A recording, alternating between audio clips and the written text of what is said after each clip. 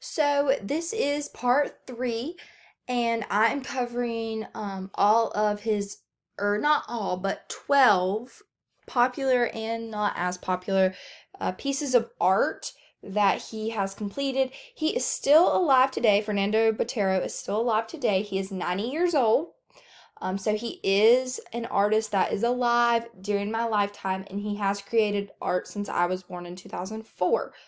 Some of his most recent art, he did complete a lot of art projects in 2001, but he has completed some since then. So I can say he is an artist that has been around in my lifetime. So, guess we'll go ahead and get on with it. So, this first one I have here on the left is the presidential family. The presidential family, all of these that I'm going to be showing, they are oil paintings on a canvas, all 12 of them. I thought about including sculptures, but I decided I would just stick with all the same thing. That way we can compare and contrast the differences. So the date that the presidential family was created in is the year 1967, and you will be able to see the end of the paragraph, the small paragraph under it in just a second when I scroll down.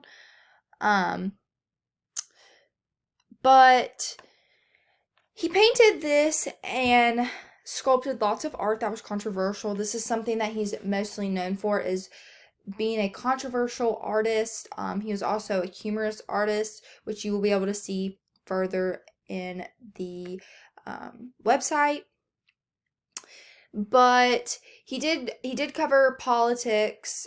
He did do a lot of political artwork, and he did cover crime, like his Escobar series, and once again controversial topics.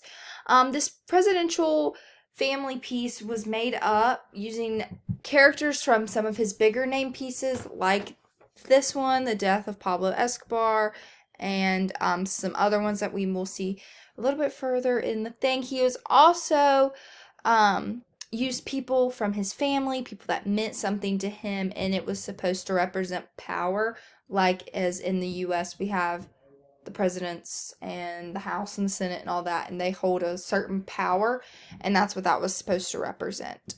So that is the presidential family, 1967. The next one is Death of Pablo Escobar, which I went into further detail in my video 1, which is also linked on this website if you want to go check it out.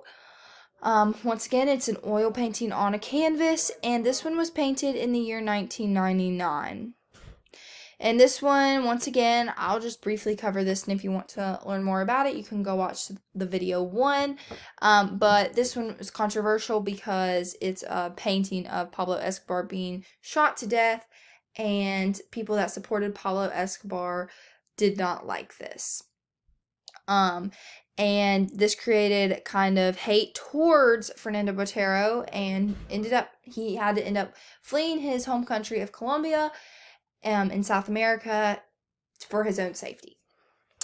And if you want to learn more about that, you can go check out the other video. The Dancers at the Bar. This one is in all of his artwork, you will be able to tell that they're I don't want to say this in a rude way or to offend anybody, but they're obese, or they're a little bit on the heavier side. And this was painted in 2001. Now in 2001, that's whenever everything started with models and everybody wanting to be skinny. So part of it was supposed to be controversial like that. Because she is in a leotard and a tutu and a tight tank top, and then also since she's standing on her one foot in point position at ballet. So that was supposed to be controversial for that. And the next one is going to be the Mona Lisa. Now this causes a lot of controversy because some people take it as offensive to Leonardo da Vinci, who originally painted the Mona Lisa, and people found this to be offensive to him and his work because he kind of distorted that image. And you can also tell that her hands are not in proportion to her head, her nose and her eyes and her mouth. They're not in proportion to the size of her head as well. And this was in 1978. And then Bather on the Beach, 2001. And again, we see a character that's a little out of proportion, distorted. This one's not as bad, but we also know that he liked to be funny, and we could see that here because she's at the beach and she's in the shade, and that doesn't really make sense, especially if people are trying to get tan. A car bomb. This was in 1999, and this wasn't during like World War One or World War Two, or I mean there was wars going on, but not one like that. And this piece of art has lots of details. You can see pieces of the car flying apart. And this was in 1999. So this was dark. This could be looked at as dark humor and even something controversial because we really don't know the true meaning it holds behind this piece other than a car blowing up and tearing down a building behind it. The next one is going to be the Albano, and this one is a little confusing. But it has tons of detail, and you can see a large man taking a bath in a tiny bathroom. Mona Lisa, age 12, this is the same thing. This is 1959, and this is the same thing with the distorting and tearing down Leonardo da Vinci. The street, I think this is more because of his home. His home was in Colombia, and this is supposed to represent that because it does look fairly pretty good. Dancing in Colombia, this is the same thing, and that is spelled incorrectly. It's Colombia,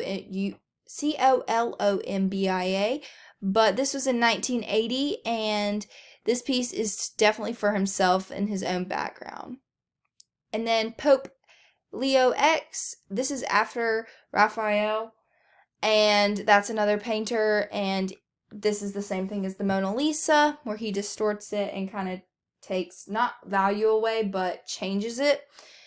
And then Frank Lloyd and his family in Paradise Island, 1972, and you can see that the children look older than what they should look, and nobody doesn't really seem happy except the woman pushing the stroller, and that could be a little confusing if they're on vacation. And you can also see like a phone on the ground near the pool and just some random stuff. I wasn't around during then, but I don't think they had phones for safety purposes. But that is Fernando Botero.